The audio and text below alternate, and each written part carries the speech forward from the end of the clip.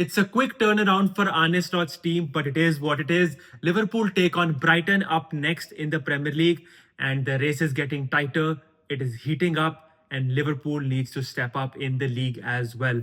Welcome to Marching Reds. I am Amanjima, and here I am to preview the game between Brighton and Liverpool going to be played at the Amex Stadium. And we all know how tricky an opponent a team like Brighton is. So let's start diving into it.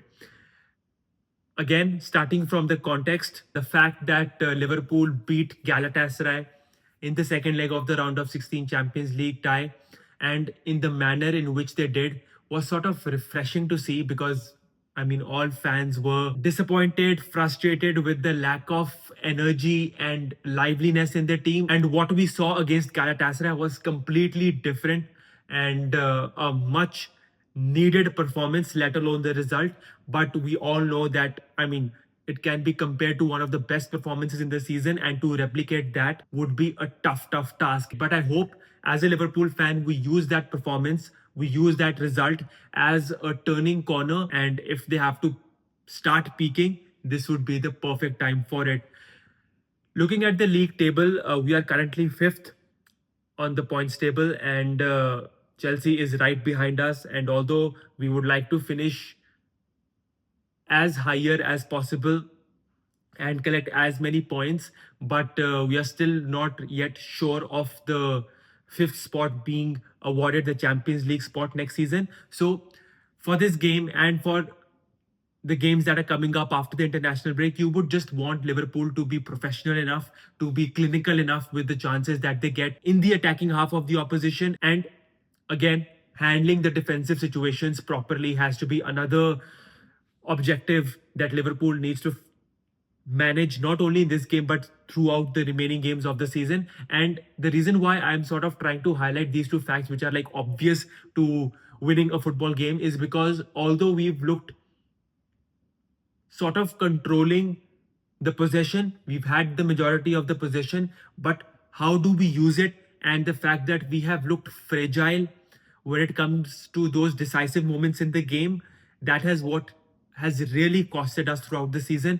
And if you can look up the games against Tottenham, against Wolves in the Premier League, possession stats aside, I am still baffled with the fact that we just got 1 point from those two games. If we would have gotten a better result there, we would have been, if not at least higher up in the table, but at least sitting in a much more better position that we find ourselves right now. But it is what it is. No point in dwelling over what ifs. It's all about how we can focus on this current situation and make it better as the days and the weeks are progressing. Now, looking at the injury status and the availability of our players, Joe Gomez, although he was named on the bench against Galatasaray, did not come on, and it was looking as if, he might not be totally fit. So I would be surprised if he gets a start. Maybe he gets named on the bench, but I don't see him starting. In terms of other players, I think Alisson has withdrawn from the Brazil national squad. So there might be some lingering issues with him. And he has looked a bit off, at least in terms of his distribution. But no questions have been asked about his show-stopping abilities.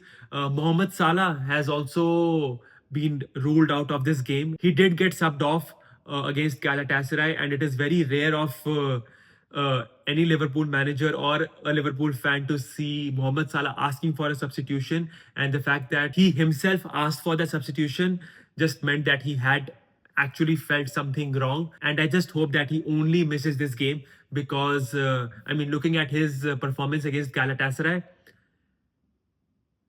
the way he came back in that second half deserves all the credit. I can go on and on how I feel when Mohamed Salah plays that sort of a second half and how important he is for Liverpool. Although there have been instances where I have not been on his side completely. But if he's in that zone, you would like to capitalize on most of it.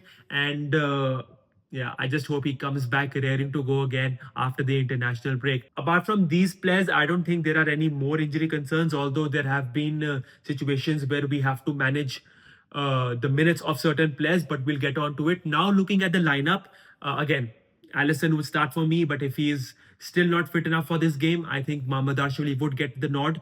So in the back four, Milos Kerkez had a really good game against Galatasaray. I would start Andy Robertson here because, as I said, it's a quick turnaround. Like we played Wednesday evening, and now we have this Saturday early kickoff. Although there are no complaints about it, but you do have to look at the fact that we played a Sunday game and a Wednesday game, and then we are back again on Saturday. So these things do play a part. Not saying that this is an excuse of us not being able to pick up all 3 points, but you need to manage a few players and not expose them and be at the risk of them being injured for a long time, because there is hardly any time left for the season to get over, and you would like to maximize knowing how Liverpool's position is. So Andy Robertson would get a start. In the centre back pairing, I mean, we do not have any other options but to go for Van Dijk and Konate. In the right back position, I would be surprised if Jeremy Frimpong gets a start. Not because he did anything wrong, but I think he played a lot of minutes in the Galatasaray game and he is still sort of trying to come back to his full match fitness. So, I mean, had Joe Gomez been fit, he would have started in there for me so that you could have like a solid back four, a bit more defensive cover. But I think it would be Curtis Jones or Dominic Soboslai who would have to fill in that position, at least when the match starts. And of course, later you could see Jeremy Frimpong being subbed on and hopefully not play the decisive role. But even if that's the case, it is better for him to come out from the bench rather than just start and, like as I said, risk his injury again. So in the midfield, let's say Curtis Jones starts in that right back role. In the midfield, I would go for Ryan Gravenberch, Alexis McAllister, and Dominic Soboslai, because I do feel that Dominic Soboslai is a much better player when used in midfield rather than in that right back position. Although if I see Soboslai stepping in and Curtis Jones being pushed up, I wouldn't mind it either. In the attack, Florian Wirtz, I mean, again, he had a great game against Galatasaray. He is looking the part when the opportunities are given to him.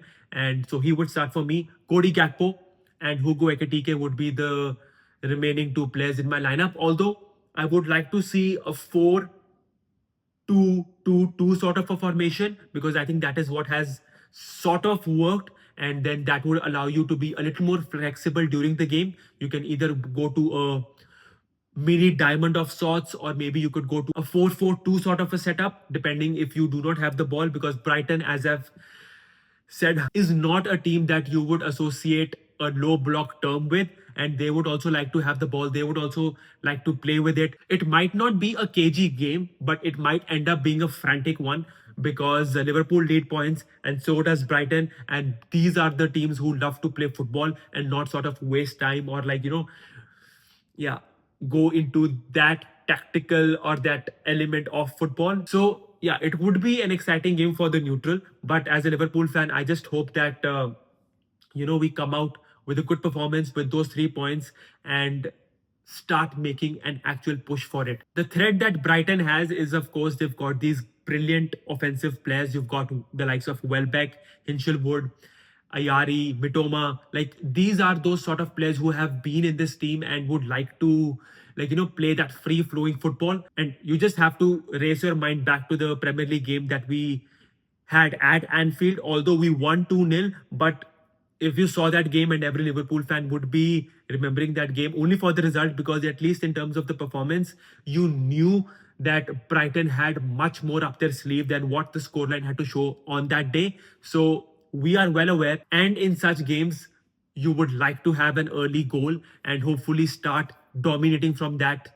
moment in the game. And I mean, the leaders in this game have to come up, whether it's Soboslai, Van Dijk, Robertson if he gets a start, Allison if he gets a start. And I do feel that this game would be a close one to call, but you know where my bias lies. So I just hope that it's Arne Slot's team who gets the 3 points, but it won't be easy. So let me know what you think about this game in that comment section below. Let me know how Arne Slot should approach this, because now suddenly we have a certain sort of a mini injury crisis again on our hands.